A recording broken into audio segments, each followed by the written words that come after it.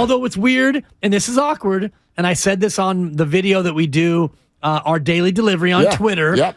You and I are in lockstep on our lead today. Wow. You and I are both in the same camp. As Lo Neal famously said, same church, same pew. Go to hell, Dibs. And you're sitting on my lap. Because you and I are in complete agreement about this. Well, and I think this is something that really opens up to all of you listening. And welcome and good morning. Twitch, YouTube, we appreciate you. Xfinity Mobile text line. And don't be afraid to use this number, especially on this particular topic, because this is something where I'd love to hear how it feels, how you're processing this as a Warriors fan. 888-957-9570. When you see James Wiseman go for 23 points, and I think he had 7 rebounds. He shot 81.8% from the field, which actually is like, maybe that's why he scored 23. He just didn't, that's one of those things. Like, he had a great night percentage-wise. He's a big man, so his percentage is always going to be high. It's not always going to be 82%. But as a Warrior fan, when you see that, what's the first thought that goes through your mind? And I know for a lot of people, and I'm not going to say that they're wrong, people will say the Warriors gave up too soon. You might be right. I acknowledge that. How the hell do I know? I'm not using the word bust on the guy. I never have. I have no idea what player he's going to become.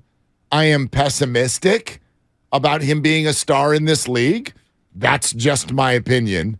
But I'm more interested in the experience of the Warrior fan watching someone who was homegrown, highly drafted, tons of excitement. Then he leaves, in our opinion, way quicker than we would have thought in terms of number of games. And now he shows up somewhere else, and he's putting up some interesting numbers early on. He got into the starting lineup yesterday, and he led the team in scoring. My number one response to someone who says, look now, they gave up too soon. Look. I'd ask yourself this. Do you think that the Warriors could have gotten James Wiseman to score 23 points and get 7 rebounds in a double-digit loss if they were willing to do that? Yes. Me the too. Answer. And he already did that this year. He had 30 for the Warriors, and I'm not sure if he had 7 rebounds in that game. I would have to Google it. But James Wiseman had a 30-point game for the Golden State Warriors in a loss. So, yes, Mark, if you wanted to play James Wiseman 70 games out of 82, and you wanted him to go out there and get 20-plus points and multiple rebounds, he could do that, and you would be 22-60, and you would be hoping for Victor Wembanyama. Yeah, that's what I'm getting. And it's funny because this really That's does. what we're getting at because we're in lockstep today. Yeah, this spills into and the I same. hate that. Well, I know. It's bad radio. I'm sorry. No, you're wrong, Mark. That's better for the show. See if I can change my opinion. The Warriors really bleeped this up. Yeah, they did. Maybe they did. Maybe they did. Boy. I don't know. Here's what I know. We get, like we just had, and I thought this was a great conversation this morning on the roast with regard to Dame Lillard. So Dame Lillard, $400 million, Hall of Fame numbers. He's a great player. But as a Warrior fan, I do have this emotion. It's like, what was it all for? What were your numbers for? And maybe Dame's a bad example because Dame's never really had that opportunity. Russell Westbrook is the one, that's my number one sort of example when it comes to this conversation. A guy who has, listened to the list of teammates that Russell Westbrook has had, from Kevin Durant to James Harden. To Chris Paul to LeBron James to Anthony Davis. I could go on. It doesn't even stop there. Bradley Beal, right? And all for what? What did you do? What did you win? What did you get out of it? So it's not going to be this conversation, Warriors fans, cannot just be about numbers. I'm not going to let everybody do it. You can't go to the Detroit box score. He scored 23. For what? They lost by double digits to one of the other worst teams in the league. You pointed out he's minus 11. Yeah. And then here was the other thing that went viral. There's James laughing and rapping on the bench, which if he had done that in a Warrior uniform when they lost by 11, we would have crushed him for it. Draymond Green would not have tolerated that. Yet the internet yesterday was like, oh, I'm so happy that James looks happy. Look, good for him. I'm happy that he looks happy. If you want to go somewhere and win 18 games, do it. The Warriors could have done that. They could have gotten James to get empty numbers and lost.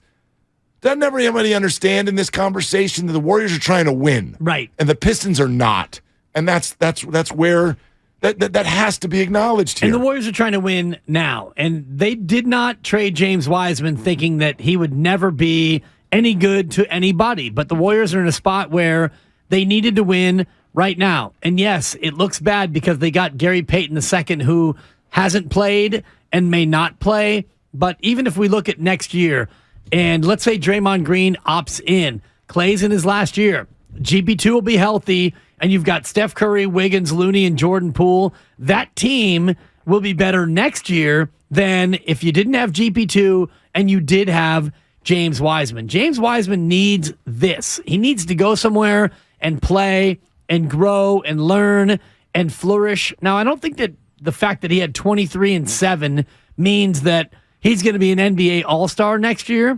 It means that he's learning to play in the association, and it looks like he might actually be a viable, real NBA player. Right. Like, I mean, listen, he's a talented kid. I don't know that that's ever been in question. He's got a bunch of raw skills. But this whole idea, this is, I guess, what I'm getting at. I really feel like a lot of fans want the Warriors to be two different things at the same time. It's impossible. And don't ask them to do, you can't ask people to do that, right? My kids ask me to do this all the time. They want me to be in two places at once. Dad, can you pick me up here? Dad, can you pick me up there? No, I can't be in two places at once. The Warriors cannot develop James Wiseman the way that you want them to and go for a title. It was kind of a faux idea to begin with, the two timelines. And asking Steve Kerr, and more importantly, as I said yesterday, I think asking the veteran players on this team to buy into the idea of, like, we want you guys to go win a championship, and they want that too, and they are the reigning champs. And oh, by the way, we're going to try to inject, like, 20-year-old players who have no concept of defensive rotations. We're going to inject them in at the same time and get ready for after you retire. Like, they're not going to buy into that. I don't know how you do that. So if you look at James Wiseman go and get mad at Steve Kerr for not developing him, I guess my question is, when was he supposed to do that? I don't know. How was he supposed to do that? Well, he was supposed to do that this year when the Warriors were good enough to be able to sustain James Wiseman and his defensive struggles and his offensive development. But you started the year 3-7, and you never got to a point where you could sustain James Wiseman and his lack of development. And many people will look at what James is now doing for Detroit and showing you offensively what he can be, and they're saying, why couldn't he be this with the Warriors? Well, the Warriors offensively, we're never going to have James Wiseman be a number one option on any possession ever, because you have Steph, you have Clay, you have Wiggins, you have Jordan Poole. So James Wiseman, by the very nature of the way the Warriors run their offense, would have to be more of a Kevon Looney player in terms of set screens, rim run, do the dirty things, the little things that you need a winning player to do to win games, and he wasn't that player, and that's why the Warriors ultimately gave up on him. Yeah, it's just interesting to me. I listen, he may end up being a very, very good player, but I feel like we as fans sort of we're asking for two things at the exact same time, and you're only allowed to ask for one. How many times have we heard Warriors fans go, you owe it to Steph. You owe it to him. Right, to maximize his window. Maximize the window. And then in the very next sentence, it's like, you got to develop James Wiseman. You can't. Like, those two things cannot coexist. You can't jam 20-year-olds into Steph Curry's lineup and then tell him, we're giving you everything we can, kid, for the rest of the rest of your window.